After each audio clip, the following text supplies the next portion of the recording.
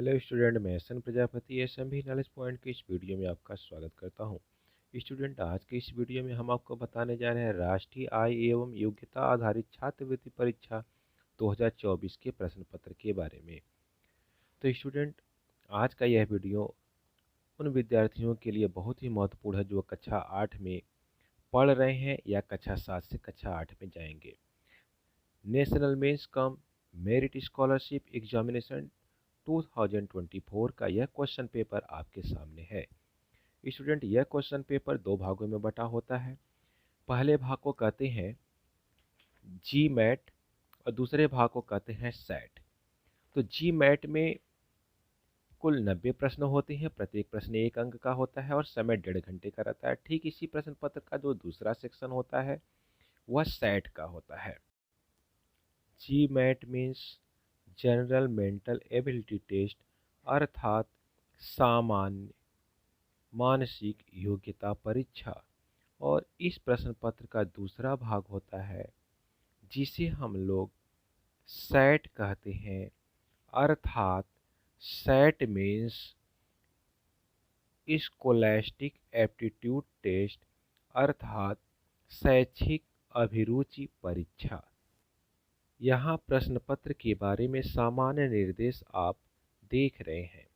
अब यहाँ से शुरू होता है प्रश्न पत्र का पहला भाग जिसे जी मैट कहते हैं। ये पहला प्रश्न। स्टूडेंट, यहाँ आप वीडियो को रोक रोक कर प्रश्नों को पढ़ सकते हैं और उनसे संबंधित सही विकल्प पर सही का निशान भी देख सकते हैं। स्टूडेंट, राष्ट्रीय आय एवं योग्यता आधारित छात्रवृत्ति परीक्षा 180 अंकों की होती है। इसमें कुल 180 प्रश्नों के उत्तर देने होते हैं। नकारात्मक उत्तर के लिए किसी प्रकार का कोई अंक नहीं काटा जाता, अर्थात यदि आपका उत्तर गलत हो जाता है तो उसके लिए नेगेटिव मार्किंग का कोई प्रावधान नहीं है। अतः आप प्रश्न पत्र के सभी प्रश्नों का उत्तर अपने विवेकानुसार दे सकते हैं जिससे ज़्यादा से ज़्यादा उत्तर आपके सही हो सके। स्टूडेंट, यह परीक्षा विद्यार्थी के गृह जनपद में ही आयोजित की जाती है और परीक्षार्थी जिस स्कूल का छात्र रहता है सामान्यतया उसके अगल बगल के स्कूलों में ही उसका सेंटर दिया जाता है, जिससे परीक्षार्थी सुगमता के साथ अपने परीक्षा केंद्र तक पहुंच सके। स्टूडेंट, इस परीक्षा को पास करने वाले विद्यार्थी को 3 सालों के लिए प्रति मंथ 1,000 रुपये दिया जाता है, अर्थात 12,000 रुपये पर ईयर के हिसाब से कुल 36,000 रुपये 3 सालों में दिए जाते हैं, जिससे परीक्षार्थी आगे की कक्षाओं में बिना किसी रुकावट के पढ़ सके।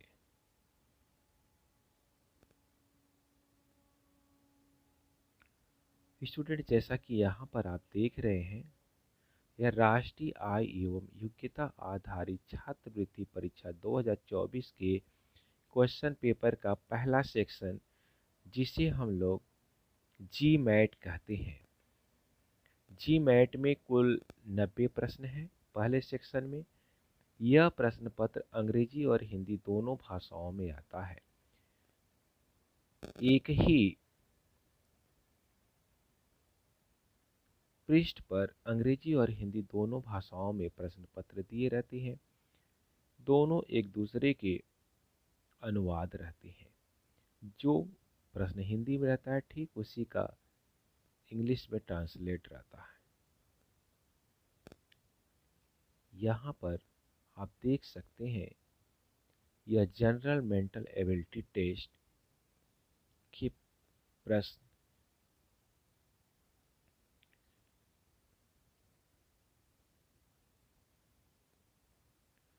स्टूडेंट, इस परीक्षा में वही विद्यार्थी शामिल हो सकता है जो परिषदीय विद्यालयों में नामांकित हो या फिर नवोदय विद्यालय में नामांकित हो यह परीक्षा कक्षा 8 में सम्मिलित रहने वाले परीक्षार्थियों के लिए होती है।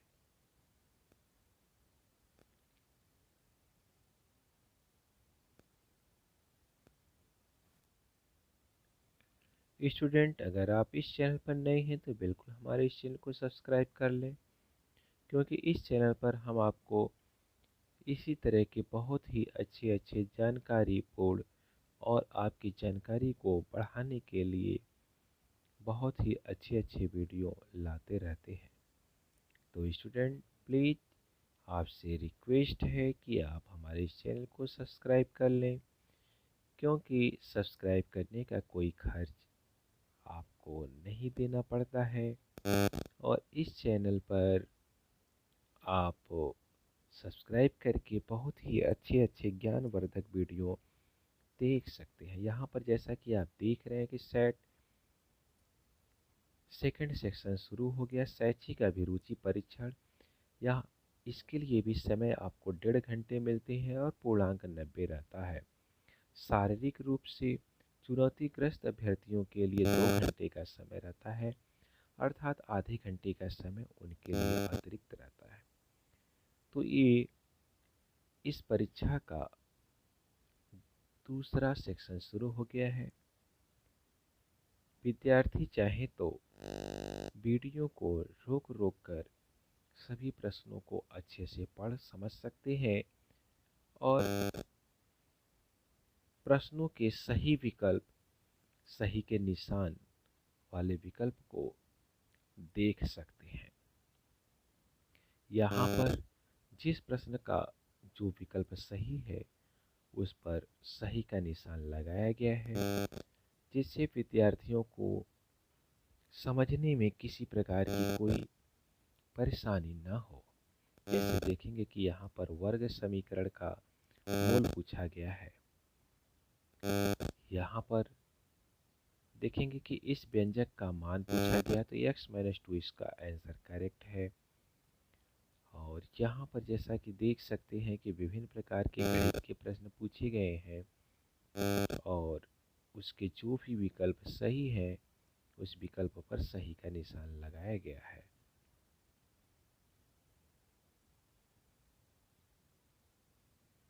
जैसा कि यहाँ पर देख सकते हैं, क्वेश्चन नंबर 116, 117, 118, 119, 120।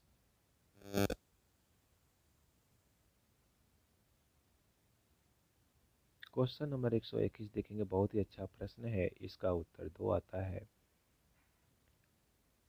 और इसी तरह से देखेंगे कि यहाँ पर ये विज्ञान के प्रश्न है। आपतन कोण, परावर्तन कोण से संबंधित इलेक्ट्रॉन होता है ऋणावेशित।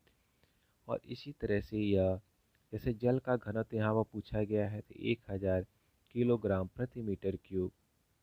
और इसी तरह से अन्य भी विज्ञान के प्रश्न। विद्यार्थियों, इस परीक्षा को पास करने के लिए आपको कड़ी मेहनत की आवश्यकता है। आपके ज़्यादा से ज़्यादा प्रश्न सही होने चाहिए। हालांकि इस परीक्षा में ऋणात्मक अंक की कोई व्यवस्था नहीं है, अर्थात जो विकल्प उत्तर देने में गलत हो जाते हैं उस पर किसी तरह से कोई अंक नहीं काटा जाता। तो इसलिए हमें सबसे पहले उन्हीं प्रश्नों को हल करना चाहिए जो हमें अच्छी तरह से आते हैं और जिसका उत्तर हम सरलता से निकाल लेते हैं। जो प्रश्न हमको थोड़े कठिन लगते हैं हमें उस पर समय बर्बाद न करते हुए अगले प्रश्नों को लगाना चाहिए, क्योंकि समय आपके पास कम रहती है। एक प्रश्न के लिए मात्र 1 मिनट का ही समय आपको मिल पाता है। ऐसी स्थिति में आपका उद्देश्य होना चाहिए कि ज़्यादा से ज़्यादा प्रश्नों को हम लगा सकें। और यदि जो प्रश्न का उत्तर अगर आपको डाउट में है तो आप उनमें से किसी एक विकल्प का चयन करके प्राप्त उत्तर पत्रक पर उस विकल्प की संख्या को लिख सकते हैं। स्टूडेंट, यहाँ बता दें कि यहाँ पर आपको गोले रंगने नहीं होते हैं, बल्कि जिस प्रश्न का जो उत्तर सही होता है उस विकल्प की क्रम संख्या को वहाँ पर लिख देना होता है। विद्यार्थियों, आप सभी को हार्दिक शुभकामनाएं एवं ढेर सारी बधाइयाँ। जो पढ़ेगा वही आगे बढ़ेगा। जय हिंद।